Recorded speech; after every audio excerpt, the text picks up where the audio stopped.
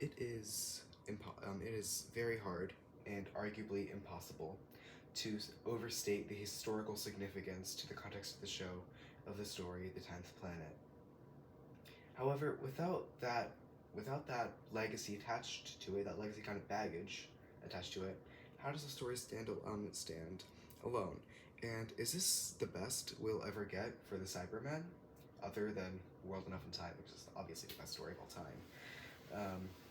Well, all this and more later on in the video. Before we begin, be sure to drop a like, subscribe, and leave a comment telling me what you thought of the story or what you thought of this review. Let's get into it.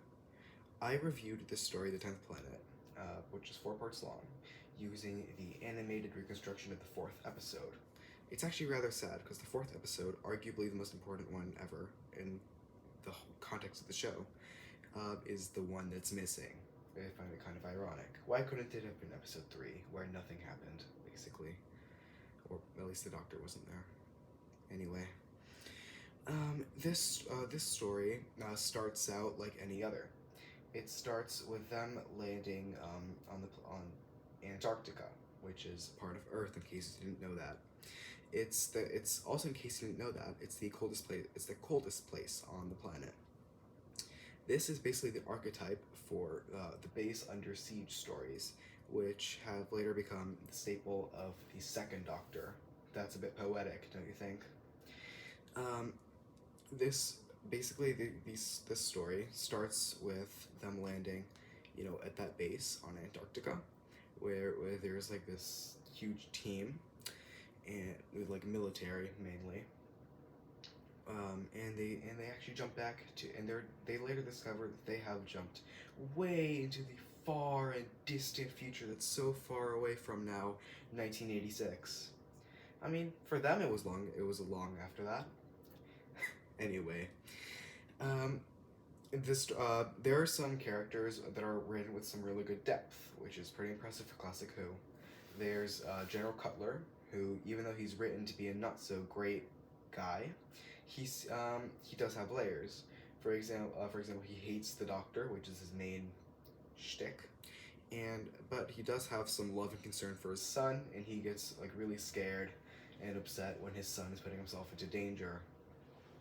However, he's still a little bit rude, and frankly, I'm glad that he was killed in episode 4. Sorry, spoiler alert. Anyway, this story is the first appearance of the Cybermen, which is just one of the ways that it is historically significant. However, arguably, it is more for another reason. This story has one of the greatest cliffhangers, I think, in episode 1, when someone tries to break into the TARDIS, but they're interrupted, how rude, by the Cybermen, who end up basically killing his small party. And the cliffhanger basically has them looking straight into the Cybermen eyes. Now, something interesting about the Cybermen, in my humble opinion, other than the Series 10 finale in the Modern Who, they simply never got better. They have the creepiest design ever known, more creepy than the Borg from Star Trek, which appeared 23 years later. It basically shows... Oh, sorry. It basically... They're like these humans who are from a mirror planet, Mondas. The whole point of Mondas existing is that it shows, like a dark kind of side to humanity and to Earth, and what better way to describe that than Mondas, which is actually like geographically completely inverted compared to Earth. There are some threads I wanted to talk about.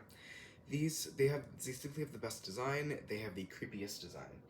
For some reason, Russell T Davies and other modern writers for the Cybermen, they seem to think that making them robots makes them creepy, or makes them better. It does not, Russell. You need to hear this because you're going to be reading the showrunner for the next few seasons. Keep that in mind. Anyway, they actually show the whole point of the Cybermen, which is that they're cyborgs, and to be which is, that's the whole shtick, and that's what makes them work. They are actually humans who are basically like like crudely shoved right into these mechanical parts, which which is actually really, a terrifying and unsettling thing to think about, especially because, there are some things about them that teeter right into uncanny valley. For example, everything about them is just big and clunky, like it's clearly made from cheap sets. The out of universe explanation for that is it's the 1960s BBC budget. The in universe explanation is that that's their whole thing. It's what makes them uncanny. They basically, after a long time, they discovered that the Mondasians were getting exceedingly, worse in terms of lifespan. They so the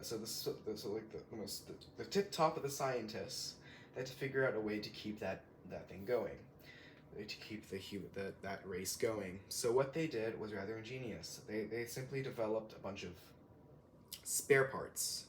They would just gradually attach them to the Cybermen piece by piece by piece until eventually they were virtually unrecognizable.